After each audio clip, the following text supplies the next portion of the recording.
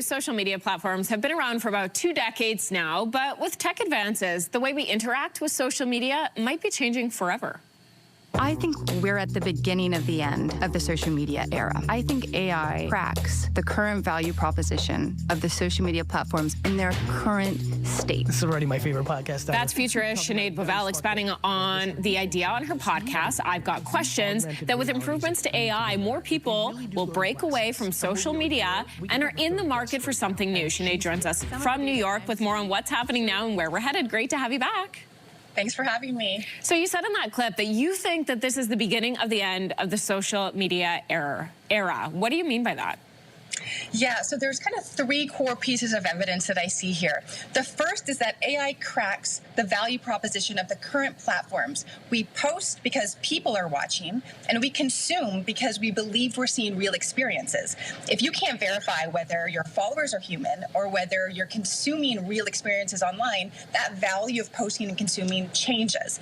And then as AI starts to improve, we're going to start to give it tasks and give it orders and not need to open our phone as much. So that starts to break that habit of needing to go on social and just start to scroll. And then finally, and I think the most compelling piece of evidence, AI is a general purpose technology like the internet was or is. These technologies lead to new entertainment ecosystems. Just as social media companies themselves are born of the internet, we will likely see something new in the pipeline. Okay, so we know our behavior towards social media has changed since it was first introduced. For example, Gen Z and Gen Alpha, their usage has dropped since 2022. What other sorts of changes are you seeing right now? Yeah, so that statistic is quite compelling. We're also seeing that even when people are on social platforms, they're interacting now more in direct messages, not necessarily on the feed. And this shows people are craving connecting with one another over just kind of random posts. We're seeing the rise of dumb phones. Actually, 1 in 50 phones in the United States that's sold is a dumb phone or a flip phone, so you can't even really access social media. And then we're seeing the rise of live streaming. And this is a very different experience. You're either there or you weren't. So it's very participatory, it's in real time, and it feels much more communal. So all of these types of signals show that people are ready for something new or tired of what we have. Sure, yeah. I want to go back to something you said at the beginning of this conversation that you talked about on your podcast as well, how voice-first technology changes, obviously not how we're just interacting with social media, but also our phone itself. Can you expand on that? What are you thinking we'll see here? Yes, so a core proposition of coming AI systems, and even the ones we have today, is that we get to interact with them in our natural language, in voice, and it's much easier. So the better AI gets, the easier it is for me just to communicate to my phone and just say, ChatGPT or Gemini, call me an Uber, check my email and respond, without actually having to open my phone myself.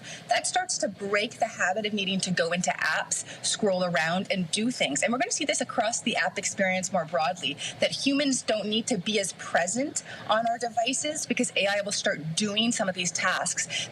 This is already slowly starting to take shape, but the better AI gets over the next couple of years, the more we're going to use these types of AI features. We know that AI is evolving at such a rapid rate, and it can feel a little scary, but if that's the way it's going, Sinead, I kind of love that. I love the idea of not being so tied to my device. I think most people are ready to not be on their platforms or just to be opening their phone and be constantly pinged by notifications. I think we all feel overwhelmed and we're ready for something different.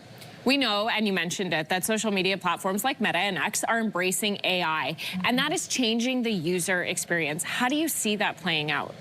And this is really interesting. About 2 weeks ago, Mark Zuckerberg on an earnings call mentioned that Meta will not only start to have an AI that greets you on their platforms, but also starts to create content just for you. This is a very different social experience. This is a social media of one. So I think we're going to start to see these social media companies adapt to an AI-first ecosystem. I do think AI content will play a role in our future.